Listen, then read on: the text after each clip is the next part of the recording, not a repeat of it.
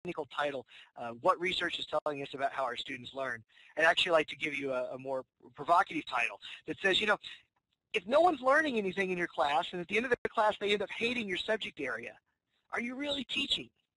That's where I really want to go. Well, to do this, I have a short cartoon here that I'd like to show you. If, by the way, if what I'm talking about isn't showing up on the screen, somebody needs to mention that. So it's one of my favorite cartoons, two little boys talking to their dog, and a little boy says, "Hey, I taught my dog Stripe how to whistle." The other little boy looks at him kind of funny and looks at Stripe and says, "You know what? I don't hear him whistling." He says, "Oh, I said I taught it to him. I didn't say that he learned how to whistle." And it's this issue about what are we doing in our classrooms and what are students learning, and that disconnect is what I'm really, really interested in. It's the assessment and the research that I'm particularly trying to figure out. Let me see if I can give you an example of how this might work. So on the screen here, I have a description about a process called the Montillation of Traxoline. Now, this idea of Traxoline is pretty important that you want each of you to understand, because it turns out the Traxoline is a new form of Zionter. Now, this isn't just for chemistry for musicians. This is for everybody needs to understand about this new form of Zionter. Turns out this Zionter is montilled in the land of Sarastana. Now, I've been to Sarastana. We took a cruise ship to Sarastana one spring. It was absolutely gorgeous. I mean, you had the rolling hills. Everything was green. You had these all little very short trees, kind of like oak scrub. It was absolutely beautiful. But it's not just that it's beautiful. It turns out that the engineers from Sarastana are very, very clever. What they've been able to do is they've been able to crystallate large amounts of Fevron so that they can bracter it in the process of Traxoline. I mean, it's really, really a fantastic process and very clever how they've done this. But it's not just important that you understand something about the process. I also want you to understand that it's really important because it turns out the Traxoline may be one of our most Lusig nodules in the future, and that really has everything to do with our past Zionter Leslich. So this idea of Traxoline is really, really important. And I want to demonstrate to you just how well you understand my discussion here of Traxoline. So I have some questions for you. And so I'm actually going to call you out here. So let's start with Ken. Ken Brandt. Ken, I want you to find your microphone there and tell us, what is Traxoline? Traxoline sounds like a mineral or some kind of resource that is going to be extracted or mined or something. That's true. That is, but it's actually a new form of one of these kind of minerals. Does anyone know which kind of form it is?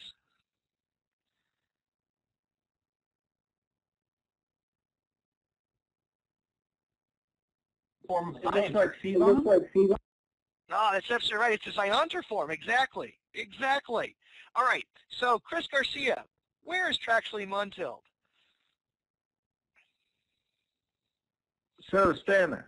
Ah, that's right. Lovely land of Sarastana. Fantastic. Andrea Schwartz, how is Traxoline quazzled?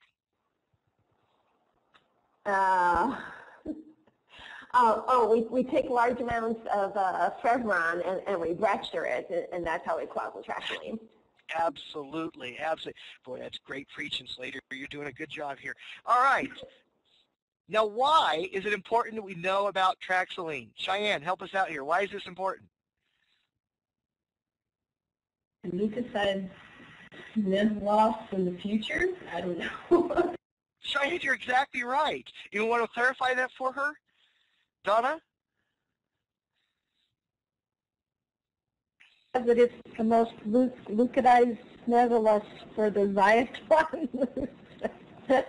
You guys are absolutely right. You completely understand everything there is to know about the Montillation of Traxoline. I just proved it to you because I asked you a bunch of questions about it. Or maybe not. Actually, most of you are able to answer these questions not because you understood something about Traxoline, but you understand something about the nature of the English language. That you understand something about the way that language is put together and you're able to mimic back answers. Turns out students in our college classes are really, really good at this.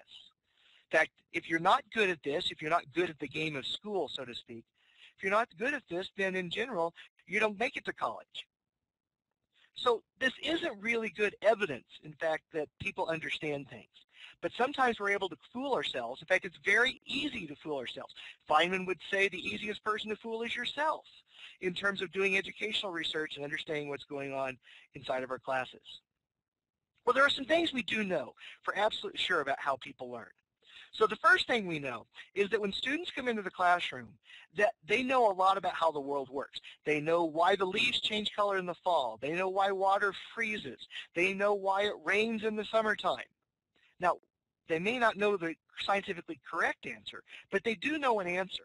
And the fact that students have these ideas impacts what it is and how we try to teach them.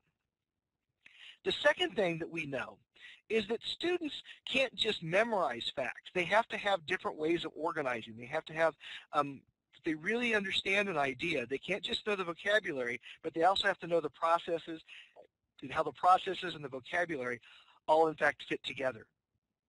So that's another important idea.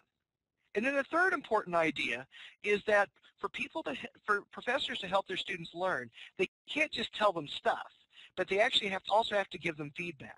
They have to tell students when they're getting it and when they're not getting it. In other words, they have to help them develop metacognitive processes so that they can begin to monitor their own learning, know when to go slower, know when to go faster.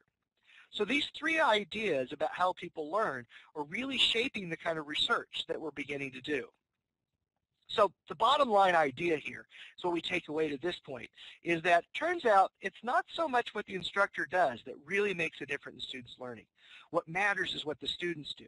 And we see this time and time again where we'll do a research study where we'll use 6 universities that are highly diverse in their student population, and we'll use these 6 different professors who are all very different in their teaching styles. And we find out that if they're all their teaching styles and attitudes and demeanors and structures are all very professor-centered, all those students do about the same. It's only when we see classrooms where classrooms are built about students and the students are doing the activities and doing the learning, do we really begin to see some differences. So it turns out student learning is what's most important, and what students are doing is most important. Now, don't get me wrong. I'm not suggesting here that we shouldn't lecture at all, because in fact lecture does work really well for some things. So, but what about swimming? Is swimming one of those things, teaching someone to swim, one of those things that lecture works great for? Or, as Catherine was talking about in terms of music education, does learning how to play the oboe as a lecture a really, really good way to do that? Well, what about astronomy? Many of you are interested in the study of astronomy. Is astronomy something you can teach through lecture? Well, the answer is it depends. What it depends on is what part of astronomy you want them to learn, or what part of physics you want them to learn. And we tend to break up these ideas, these learning targets, into 2 main areas. The first one we call declarative knowledge, or teaching facts, and the other we call a meaningful understanding, which we often refer to as concepts. Examples of declarative knowledge are you might want your students to know which planet is the 3rd planet from the sun, or which star is the brightest in the sky, or how many miles there are in an AU, or be able to convert that to kilometers, or what is the density of Saturn and how that density compares to Jupiter. For these kinds of things, lecture works really, really great. Lectures work great. True-false questions work great. Drill works great. Flashcards, if I didn't say before, works great. But if instead your learning targets are more about concepts, where concepts are things like how does the type of star impact what kind of planets form around it, or if there could be life on those planets. Or if you're outside and you're looking at the stars and there's intervening dust, how does that change the way that star appears and how you would assign a magnitude to it? Or how do you measure the different things in the galaxy versus things in the universe? What kind of units you should use? Those kinds of things don't work very well for lecture, and so they're very different. Now, we could spend a lot of time discussing about if you can do one without the other, and we probably should at some point, but I don't have time to talk about that today. Because what I want to tell you about is what kind of things students are struggling with when we look at the introductory astronomy courses for most 18-year-olds in the United States. Now, historically, there's always been 3 things that just seem to come up again and again and again. First one of these is seasons. Second one of these things is moon phases. And the third one of these things is gravity.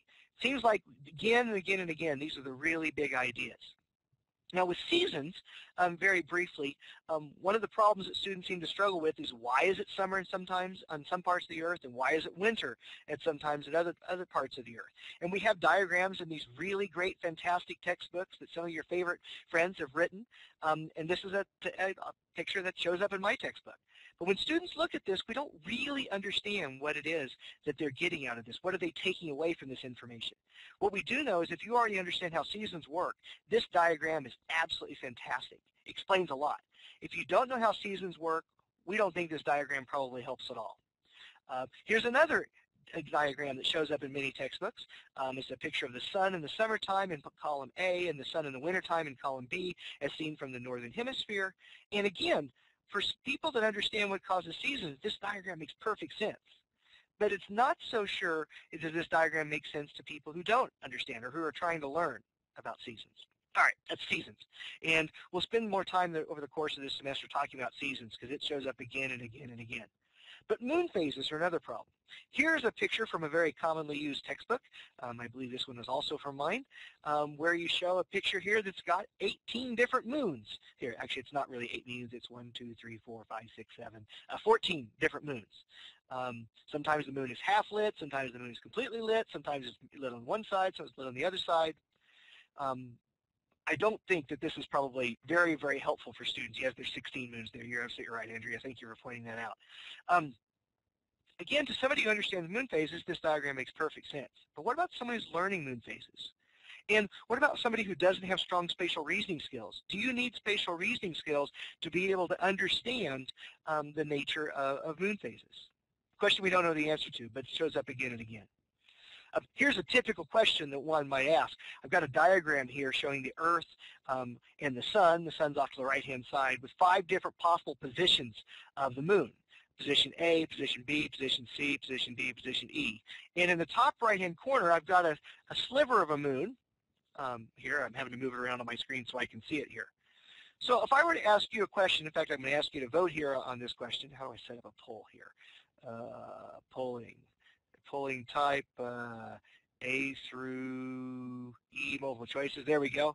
All right, so I'd like you to take a moment, look at this question, and say, for this setup, and you're looking at the Earth from above the Earth, above the north, where the North Pole, you're looking at the Earth's North Pole there.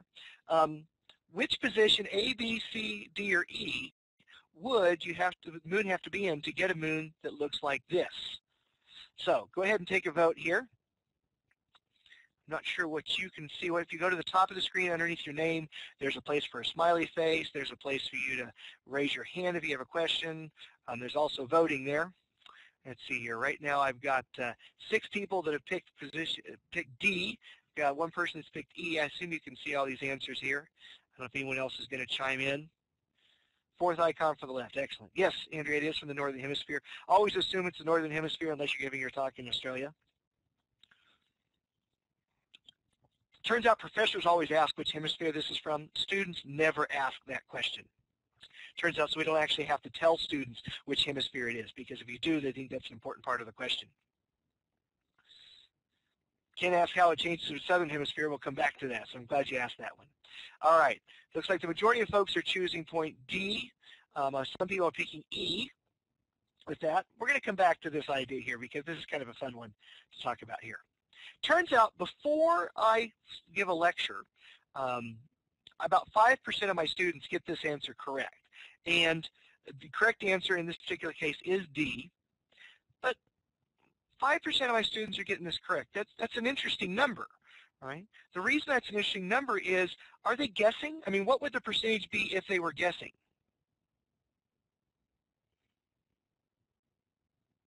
%. That's right, Ken. If they were guessing, you'd see about 20%. These folks are not guessing. They have an answer in mind.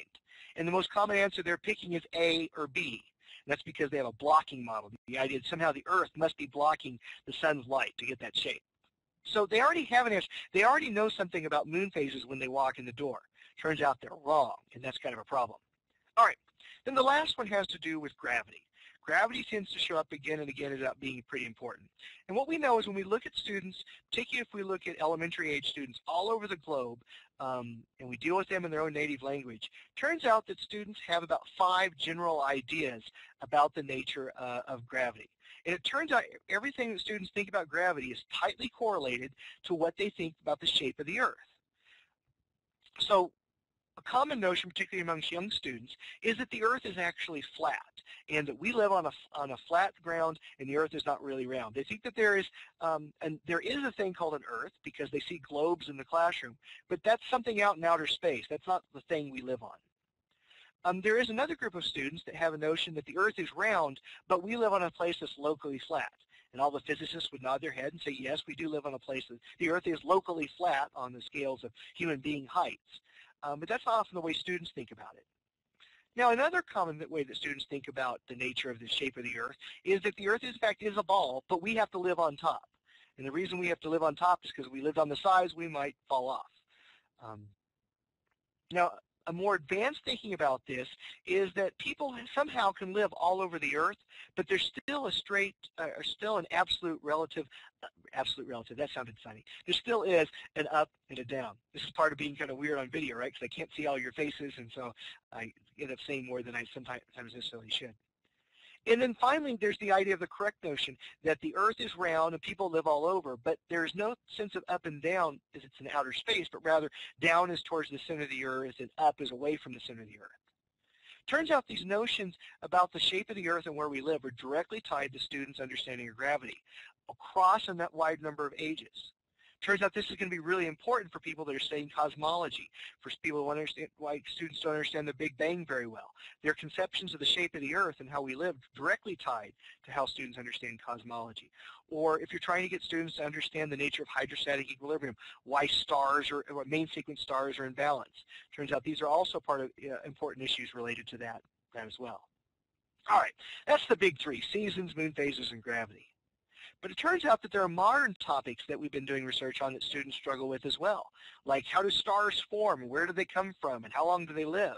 Or questions about astrobiology, about what makes the Earth livable, or what life on Mars might be like. Very important now with the Mars Curiosity stuff.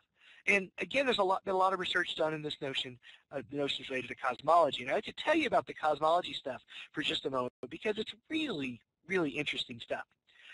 So when we teach an introductory physical science class or introductory astronomy class, and we talk about cosmology, we have this beautiful story that we tell, that the universe started out as an infinitely small, infinitely dense, infinite energy point, if you will, that doesn't have any physical space. And that for some reason we don't understand, in a minuscule amount of time, that energy started to expand very, very quickly and form the universe that we have today. That eventually it ended up being, we have galaxies, and we have stars, and we have planets, and we have moons, and we have people, and we have pond scum, and we have politicians. See, I'm working my way down the evolutionary ladder there. We have this fantastic story that we tell. And then we wonder if students understand that or not. So here's some of the research that we did. So what we did is we asked students a survey question. We said, have you ever heard of the Big Bang? And if so, could you describe what you think it is? Could you make a sketch to illustrate your answer? Turns out asking students to make sketches of their ideas, incredibly powerful research tool. It's something that we don't do enough of, because when students don't have words to describe things, the pictures they draw can be really, really useful. Now, turns out this question didn't turn out to be very interesting at all. So we ask a follow-up question. And before I give you the follow-up question, I want you to point out here, those of you that have a deep training in astronomy are going to go into convulsions here. So I'm telling you this ahead of time so you can prepare yourself. We asked them, could you tell us what existed or occurred just before the Big Bang happened? Or could you tell us what was going on during the Big Bang? Now, I know, these questions are a little weird. For a cosmologist, these are questions that are very similar to, why is the squirrel north? But students, it turns out, have answers to these questions. Now, what we do is we take student responses, and you don't have to, you're not supposed to actually be able to see this. It's supposed to be teeny tiny print here. What we do is we take student responses and we code them into particular themes. Turns out if you ask 100 students, you don't get 100 different answers. You get about 6 different answers that tend to recur again and again. And we're able to take this information, we're able to code it, we're able to statistically massage it and look for commonalities and trying to figure out the range and domain of different ideas of student thinking. So here's what we learned. With one particular class, we discovered that about 86% of students say they've heard of the Big Bang. Well, that's cool. These are college students, and the Big Bang Theory is probably one of the most important ideas of Western civilization, particularly one of the biggest advances of science, if you will. But when we ask them what it means, only about half of these students are able to describe it as a theory that has anything to do with the creation of the universe. Many students will say it has something to do with the creation of the planets. Many students will say it has something to do with the destruction of the extinction of the dinosaurs. Only about half say it has something to do with the creation of the universe. But we learned some other interesting things. We learned that about 2/3 of the students, actually when they draw pictures about what's going on before the Big Bang, they draw stuff there. About 2/3 describe some sort of configuration of matter existing before the Big Bang.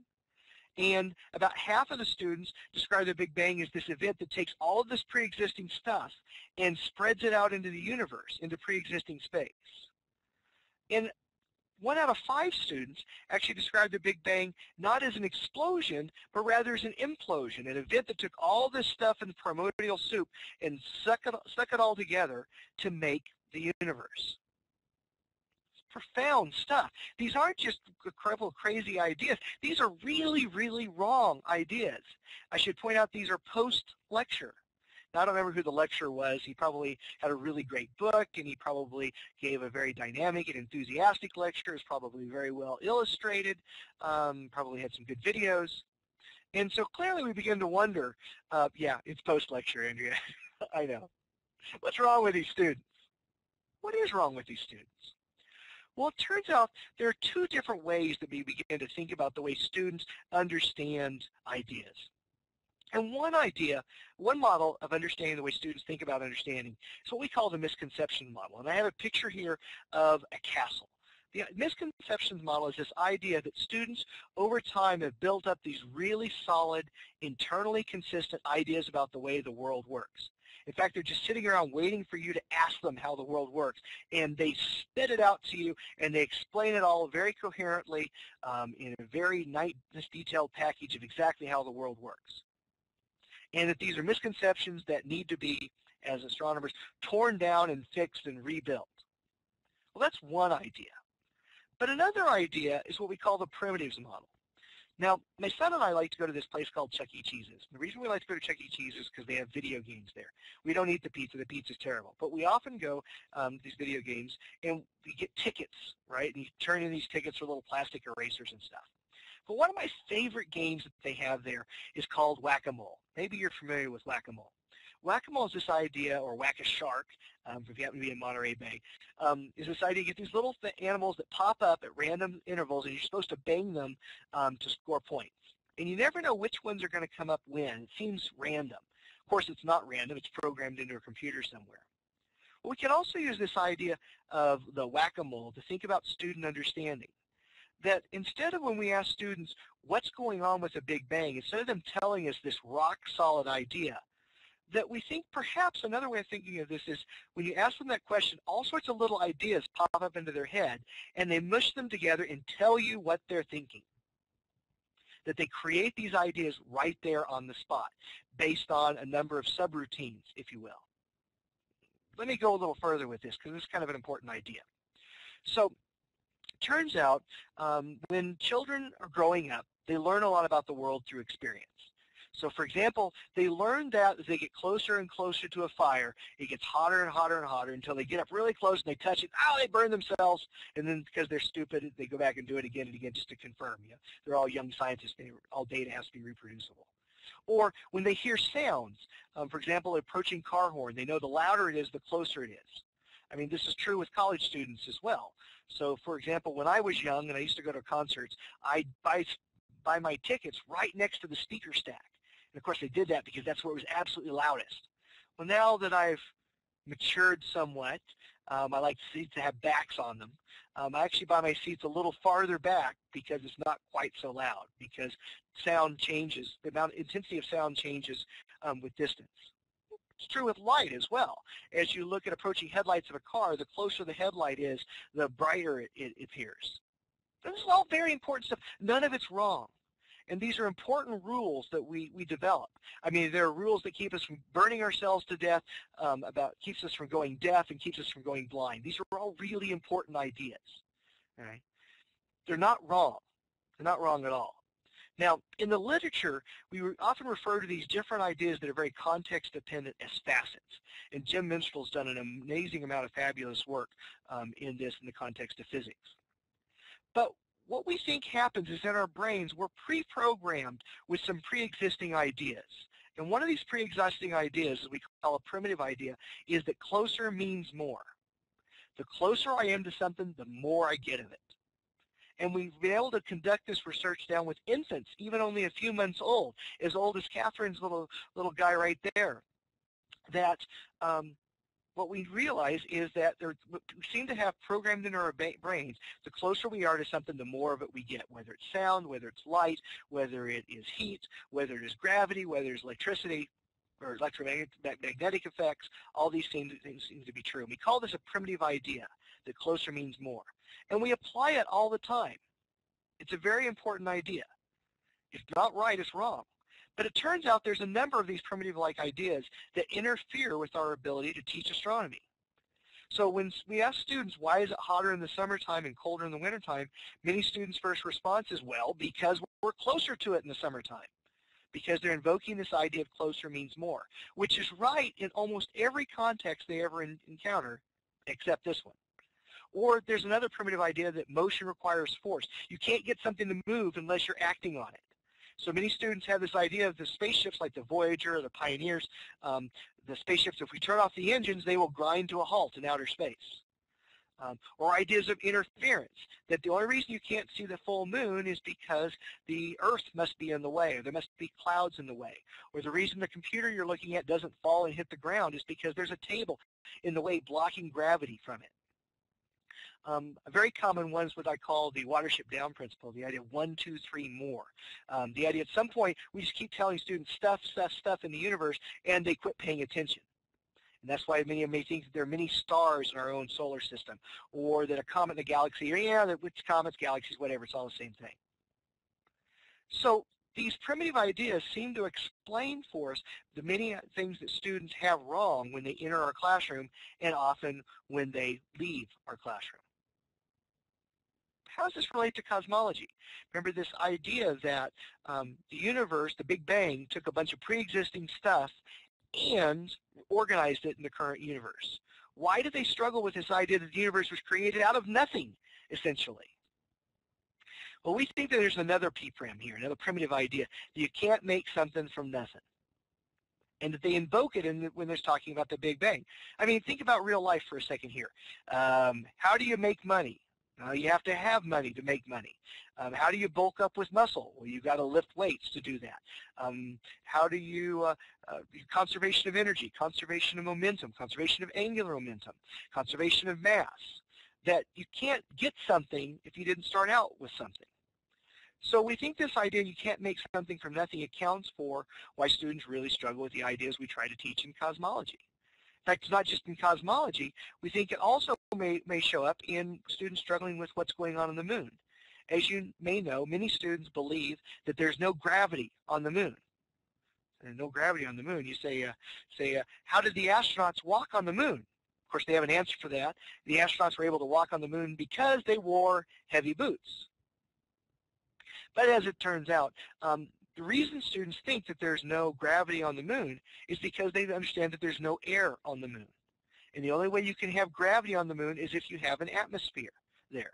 Yes, they're getting it backwards, right? And the reason we know this is we say, if you had a giant vacuum cleaner, like they had in the movie Spaceballs that came out back when I was much younger, if you have this giant vacuum cleaner and you suck all the air off of the Earth, what would happen to people? What they say is they would float away.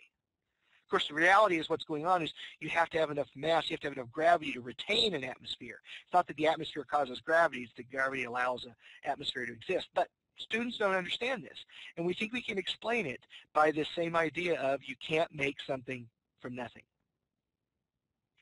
All right. Now, if you're looking for a research project, I should point out that we haven't solved all these problems. It really is just the tip of the iceberg here.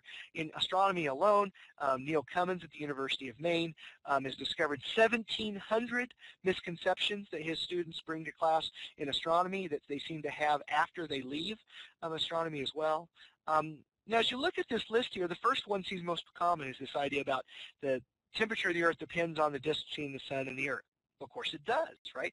Mars is colder, Venus is hotter, distance matters. But this idea that seasons is caused by distance seems to be a pretty common idea.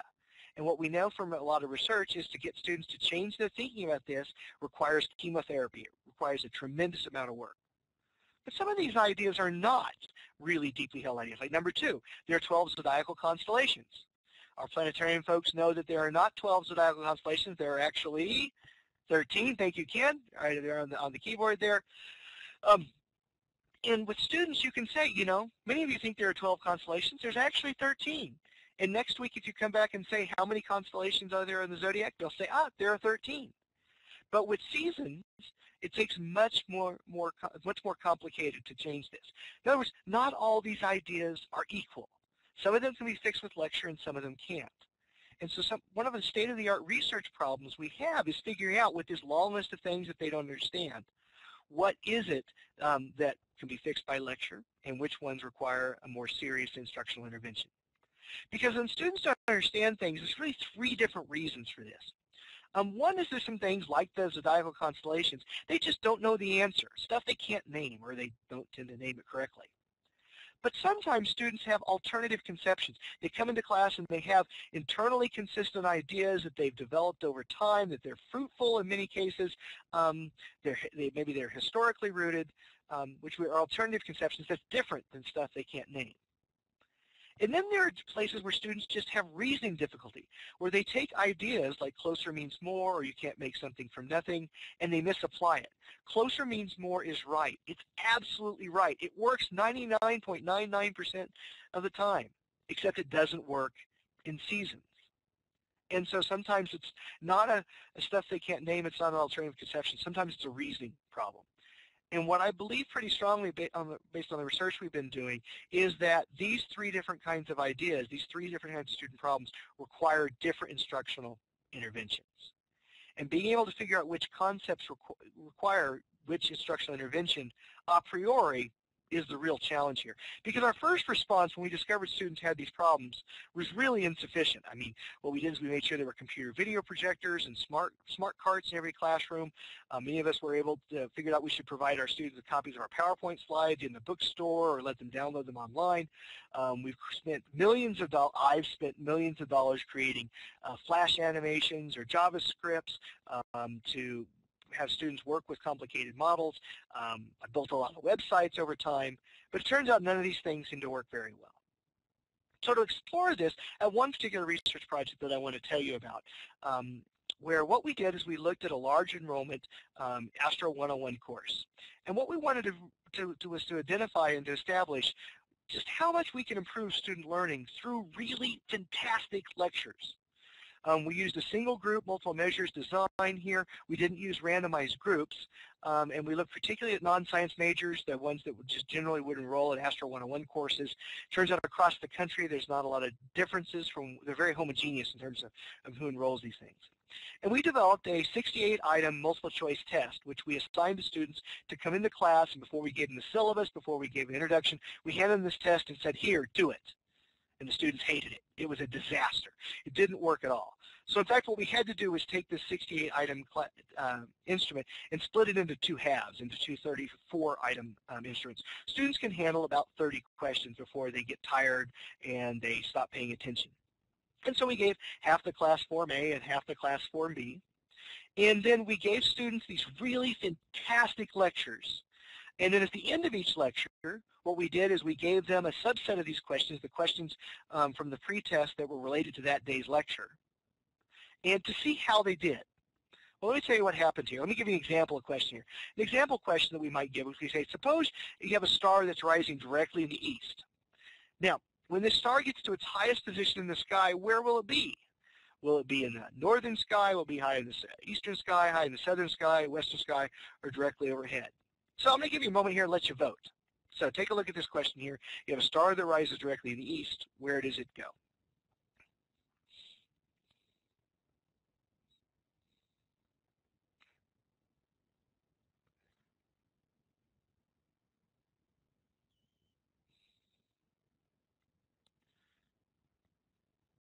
All right. Well, looks like our answers are alternating between answer C and answer E. Turns out before my lecture, for the number of students that took this class, 2% were getting this answer correct. They're not randomly guessing. In fact, what most students were picking was answer E. Turns out after my really well-done lecture, I used Stellarium and I projected it on the wall. In fact, what I did was I took big E signs and south signs and west signs and I pasted them on the classroom, and I got this giant picture of a star, and I put it on the end of a stick, and I ran around class showing how these things moved, and I was able to get them all the way up from 2% correct all the way up to guessing. So if we look back at our moon question, another example of this thing is before lecture, 5% of my students are getting correct. After and I had this great lecture because we had 2 video projectors set up in the room, and we had 2 screens, and so I was able to get 2 video cameras, and I could have somebody act the Earth and somebody be the moon, and I could show what it looked like from the outside, show what it looked like from someone standing on the Earth looking at the moon. Oh, it was fantastic. And we got a statistically significant results with a huge statistical effect size.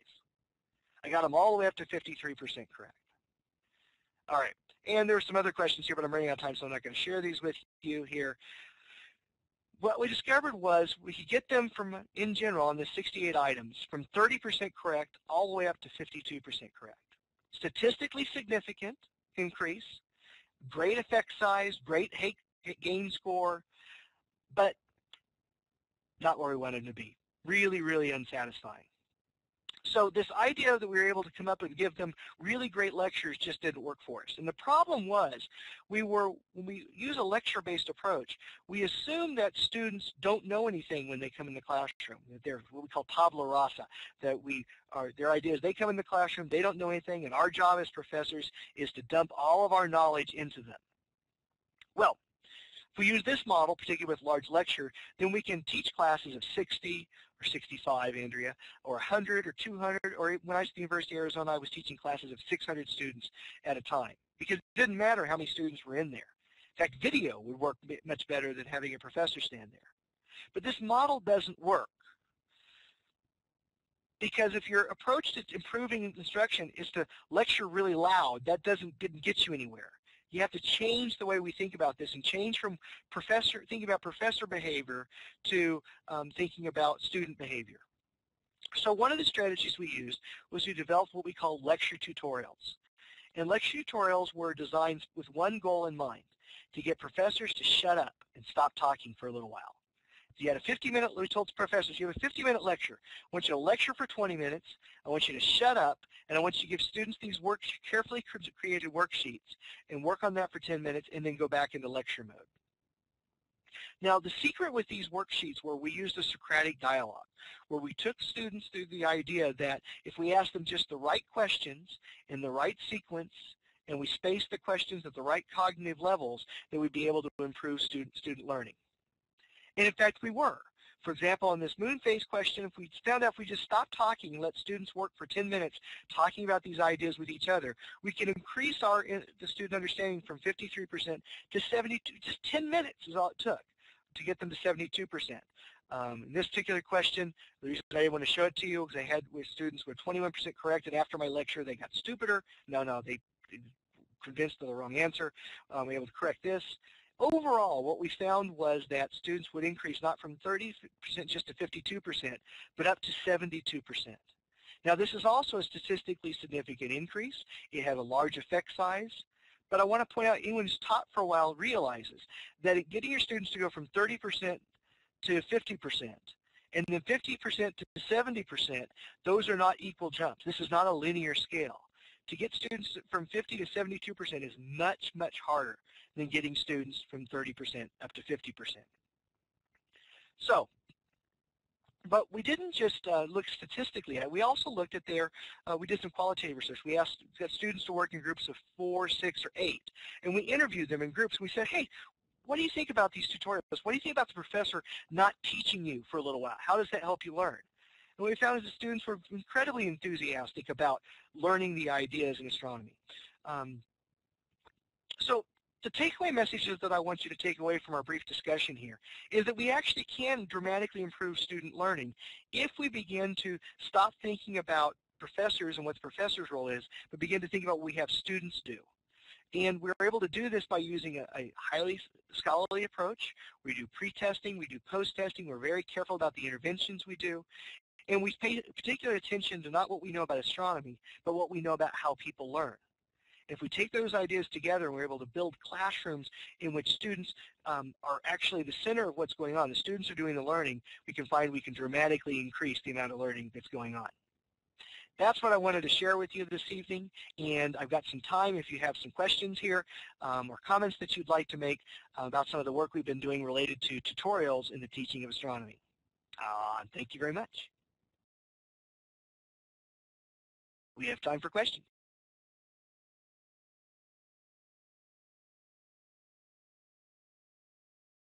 There's no applause button, Andrea.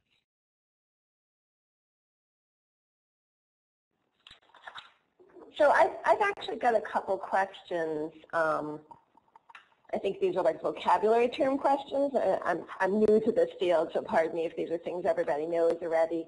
What is just-in-time teaching? That's a great question. So just-in-time teaching is built upon this idea that you need to have students prepared to come into the classroom, prepared to learn. That if students don't have questions when they come into the classroom, you telling them stuff before they're ready for it doesn't help you out very much at all.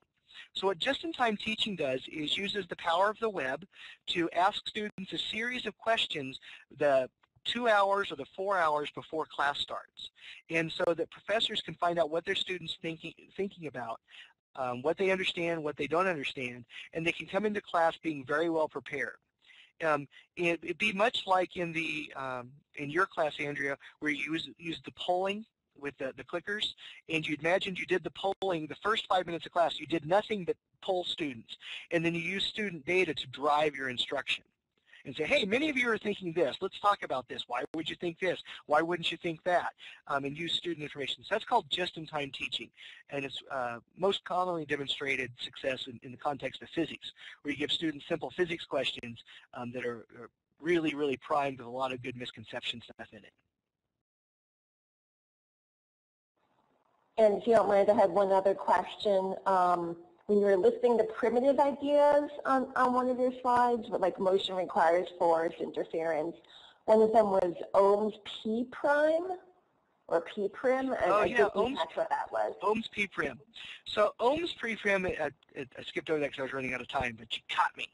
So Ohm's P prim, it's okay. Is this idea is that if it's remember Ohm's law is V equals IR, right? Which is if the voltage is big, the current is big, the resistance is big. So Ohm's P prim in astronomy would be if you have one variable is big, everything is big. So if a star is big, it must be massive, it must be hot, it must be old. Or if a galaxy is big, it must be far away, it must have lots of stars, it must be hot, it must be old.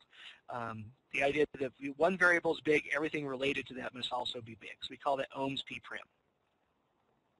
Okay, thank you. Actually, Ken just asked part of my question, and here, I'll stop while I talk. I guess it was in the cognition class. The book had talked about a study of algebra students, either immediately after taking algebra or all the way up to 50 years later, and the rate at which they forgot. Has anyone tried to do that? I mean, I know it would be really difficult to do with Astro 101 students. But is there value in trying to do that? Measure that.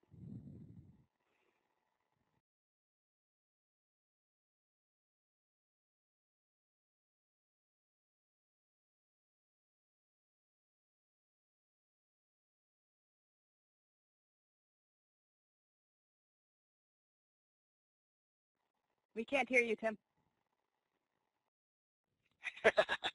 All right, well, I had a great answer. Let's see if I can reproduce it. So Greg Francis and Jeff Adams and Brendan Noonan, we were all working at Montana State University. And Greg Francis is a magical teacher, very learner-centered, very discussion or very question-oriented in terms of his teaching of physics. And Greg was coming up for tenure. And so he said, hey, I got an idea for a quick paper. why don't we go back and find all of your college students that we can find, and most of them are architecture majors, so they were still there, and let's give them your final exam again for 3 years later and see how they did. In fact, we could do 3 years later, 2 years later, 1 year later, so we get a snapshot view. So we could calculate the decay rate, the half-life, if you will, of their understanding of physics. It'd be a great paper, it'd be a quick graph, it'd be fantastic, you'll get tenure. So we did this. And what we found is in this particular class that there was 0 decay in student understanding for students that have been in Greg Francis's class, which was based on learner-centered approaches, whereas the other professor who was using a lecture-based approach had a complete fall-off to almost 0. And there was actually no decay rate over 3 years, 2 years, and 1 year either in that case because it fell almost to 0 almost immediately. So it's been done in physics, and it was a very surprising result in physics. Actually, in hindsight, it made a lot of sense. No one's done this in astronomy, and I bet it would be hard to find those students. It was easier in the algebra-based physics class because all the students went on to architecture, and so we were able to track them and find them. I don't know anyone that's done it in astronomy. The astronomy diagnostics test, the ADT, wouldn't have been a very good instrument for that. But, you know, now we have the TOAST, the Test of Astronomy Standards, and it actually might be a very interesting piece. It occurs to me, Katie, that you might be able to pull this off because your school does such a good job of tracking its students. You actually might be in a position to do this. Now I'm thinking about Ken Brandt's online classes. Ken, I don't know how long you've been teaching these online classes. You might still have the email addresses of some of these students. You might be able to pull it off too, but I bet it would be smaller numbers. But we're not using as many learner-centered methods. I use AstroPortal, so they're doing some ranking tasks and that kind of thing. But I'm not sure. Yeah, but you're using the BFS. Imagine we VOSI'd them. Ah, that's true. Tim, also, I think the response would be selective based on those people who thought they would do well on such a test. Yeah, so in the terms of the architecture students, we paid them. We paid them $25 to come in and take the exam again.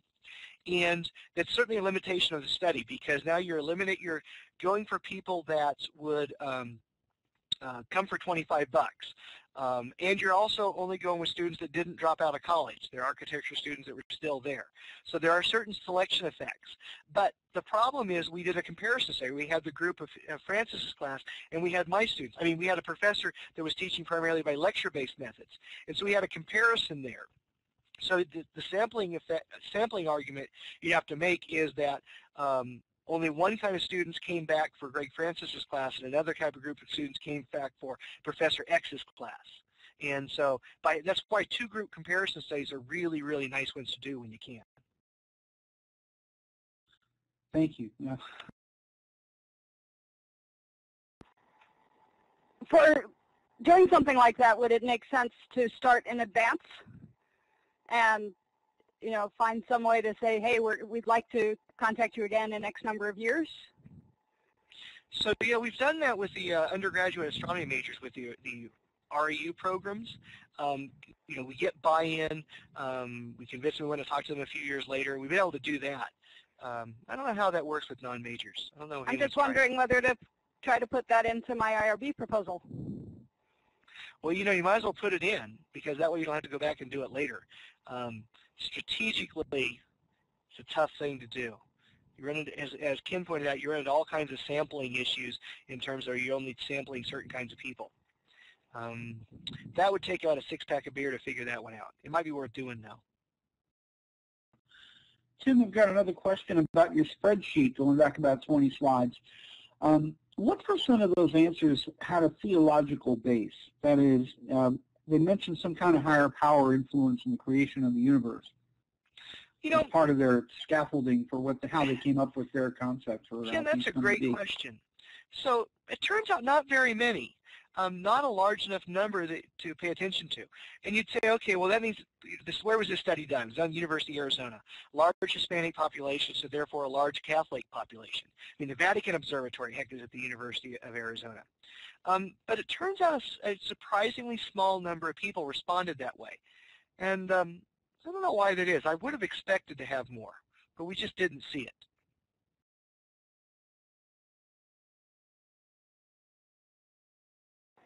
That could be the students who are only giving you the answer they think you want to hear. Creationists tend to be really good at that. Always an issue. That's a huge issue. And this is where convincing the students that the researcher is there to help them, that the researcher is a nice guy, is very, very important. And the way you do this is when you're doing your IRB, your consenting process. You really have to get people to buy in, because they don't think they're doing it for a common good, they don't get something out of it, they're not going to help you out here. So that's why the consenting process is so important to have a good personality. And if you happen to have a very shy or a quiet personality, and none of you guys are shrinking violets, but if you happen to be working with someone who does, you want to be real sure that you get someone to help out with your consenting process who's got a really good personality to help pull that off. Hey guys, we are out of time. So I want to thank you for coming to our first colloquium here. I think we worked out some of the technical hiccups that we were starting to run into. I think I see Aaron and Julia there. Is that who's there? This is Julia Plummer from Penn State is coming in. Is that Aaron Price that's there from the Chicago Museum of Science Industry? Oh, Aaron Jensen. Oh, fantastic, Aaron.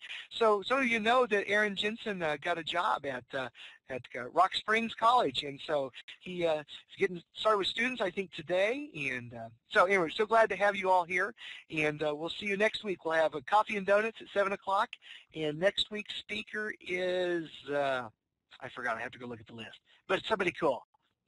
All right, y'all take care. It's Doug Lombardi at Temple University. He'll be talking about measuring student attitudes and changes in student attitudes related to climate change. That's some good, juicy stuff here. All right, y'all take care, and we'll talk to you soon. Bye-bye, all.